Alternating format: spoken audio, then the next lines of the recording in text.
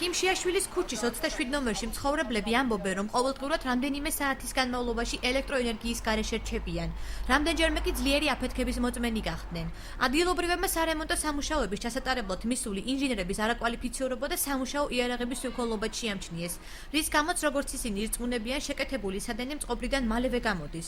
უშუქობა კორპუსში მცხოვრებლებს მრავალყოფით პრობლემას უქმნის. სინათლე არა, წყალი არ არის. ბულვარდიდან არ მინდა ის სინათლე გადმოიყვანოს სხვა იმაზე გადაგ მე ამ პრობლემას ვიტყო.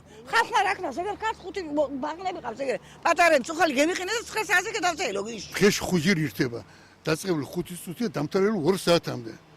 ყავს ბავშვები, პატარები, გატყობაზე, გადასვლად გათბობაზე, ელექტროგათბობაზე. კი ღუმელები რაც კი იყო შეში, აღარ მოგის. მე ვრეკავთ ჯორჯ პროჯექტში მოდიან და მოდიან დაგვიანებით. რომ მოდიან არაფერი ხესაწყო არ აქვს. და ჩვენ გთხოვნე მავთულეს მომიტან გასაღების ეს მომიტან ეს აზერია. მე უხეშობენ.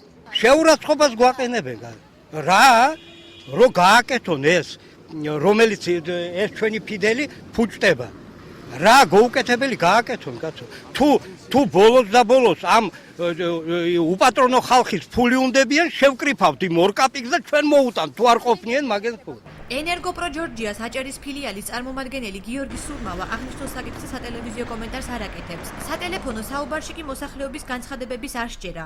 ამ ფაქტის დაჯერება უჭირთ კომპანიის ცენტრალურ ოფისშიც და აბონენტებს ცხელხაზზე დარეკვას ურჩევენ. არ ითიშება გენაცვალე იყო 10 წუთი, 15 წუთი და გაყოფილა გათიშული. ძალიან ბევრი რაღაცას არ დაუჭიროთ ამ მოსახლეობას. ყველას თავისი პრობლემები აქვს. კვალიფიციური მუშა ჩვენთან არ შეიძლება იყოს, რომ იმიტომ რომ დენთანაა მაგის სამუშაო და კვალიფიკაცია თუ არა აქვს მუშას, მაგი ორ დღეს ვერ იმუშავებს, იმიტომ რომ დენი დაკლავს და მოკლავს. არა, ესეთი რაღაცა ნუ პირველ რიგში გამორიცხული აქვს, ჩვენ გთხოვენ და რაღაცა, ეხლა ესეთი რაღაცა წარმოუდგენელია.